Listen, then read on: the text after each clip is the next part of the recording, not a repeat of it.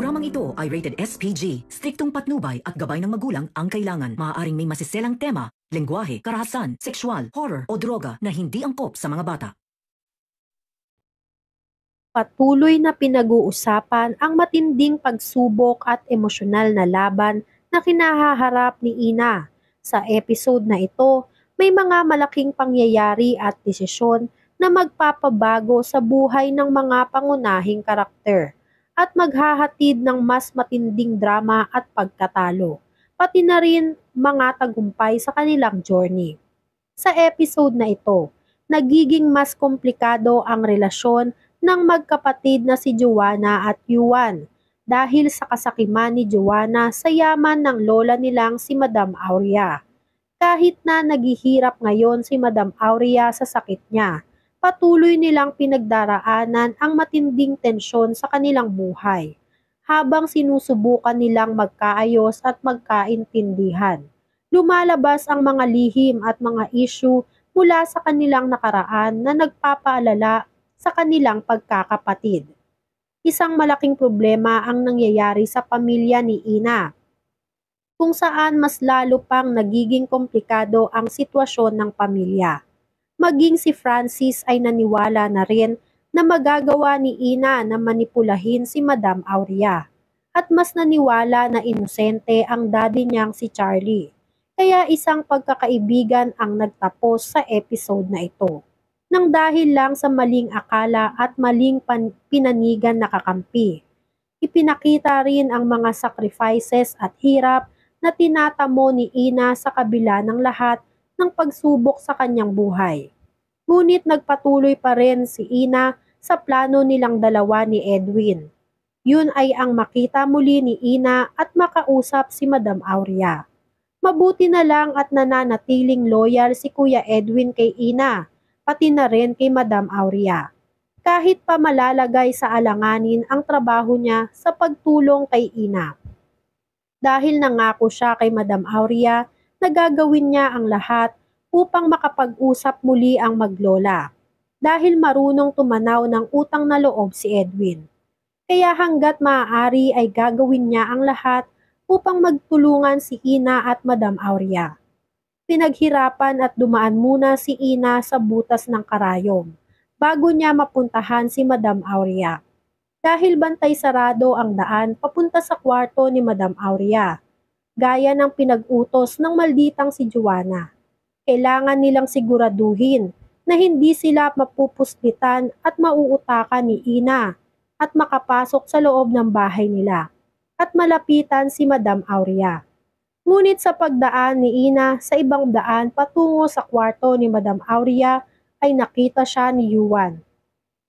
Hindi alam ni Yuan kung namamalikmata lang ba siya sa nakita niya o tunay na si Ina talaga ang dumaan sa harap niya.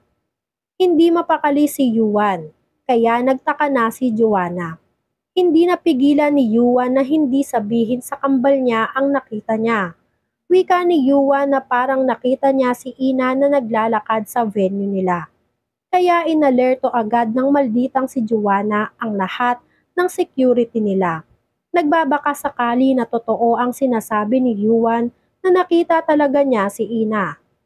Agad ding nalaman ni Lani na mukhang nakapasok na si Ina sa bahay ng mga De La Costa.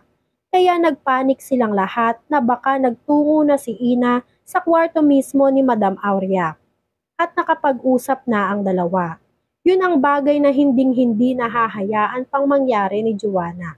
Dahil malamang sa malamang na kapag nalaman ni Madam Aurea na pinalayas nila si Ina at pinapahirapan nila ang sitwasyon ni Ina ngayon ay magagalit si Madam Aurea sa kanila.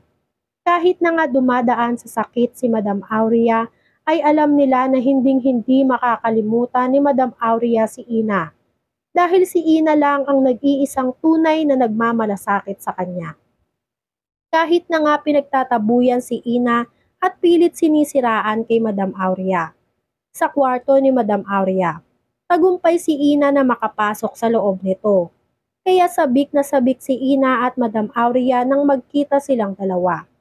Nag-aalala si Ina sa kalagayan ni Madam Aurea. Dahil sa tingin ni Ina ay mas lumalala na ang sakit at sitwasyon ni Madam Aurea. Parang bata naman si Madam Aurea nang makita muli si Ina. Ang gusto talaga ni Madam Aurea ay si Ina ang makasama niya, hindi ang kambal na si Yuan at Joanna. Dahil mas nararamdaman ni Madam Aurea ang tunay na pagmamahal kay Ina, na hindi lang puro yaman ang iniintindi. Hindi katulad ni Joanna na sakim sa yaman ni Madam Aurea. Kay Ina lang naramdaman ni Madam Aurea ang tunay na pagmamahal. Kaya kahit may sakit ng pinagdadaanan si Madam Aurea, ay naaalala niya pa rin si Ina. Si Ina lang ang tumatak sa puso ni Madam Aurea. Pagkatapos makita at makausap ni Ina si Madam Aurea, nagpaalam agad si Ina dahil natatakot siya na baka mahuli at makita siya nila Joanna na nakapuslit sa bahay nila. Baka kung ano na naman raw ang gawin nila Joanna sa kanya, kung sakali na malaman at makita siya. Panigurado raw na maggagalaiti si Joanna sa kanya. Halos ayaw bitawan ni Madam Aurea si Ina, at ayaw niya itong umalis sa tabi niya. Ngunit kailangan ng umalis ni Ina, dahil narinig na ni Ina ang boses nila Joanna. Kaya nangako na lang si Ina kay Madam Aurea na gagawin niya ang lahat para lang maayos kung ano man ang dapat ayusin nila. Lalong-lalo na ang sitwasyon ni Madam Aurea. Kaya naman pagdating nila Joanna sa kwarto nitong si Madam Aurea ay wala na si Ina. Wala na silang naabutan na Ina sa loob nito. Hindi na nila naabutan pa si Ina dahil mabilis na nakapagtago si Ina. Kaya bigo silang lahat. Mabuti na lang at mabilis kumilos si Ina, kaya hindi siya naabutan ng mga impakta na kontrabida sa buhay ni Ina. Sa episode na ito, masusubok ang lakas ng karakter ni Ina.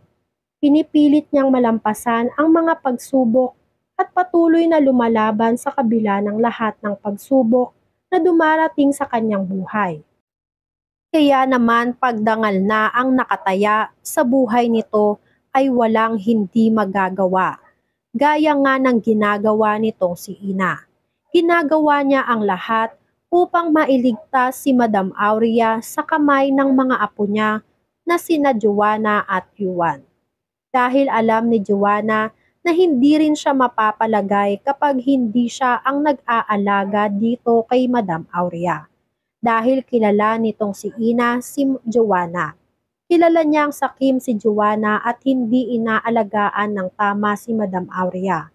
At ang gusto lang naman nitong si Joanna ay ang yaman ng lola niyang si Madam Aurea. Kaya hindi kampante si Ina hanggat hindi niya nababawi si Madam Aurea sa mga apo niya na si Joanna at Yuan. Yan nga ang mga dapat nating abangan dito sa Shining Inheritance. Kung gusto nyo pa ng mga ganitong klaseng video, ay mag-subscribe at i-like itong video na to. Maraming salamat po.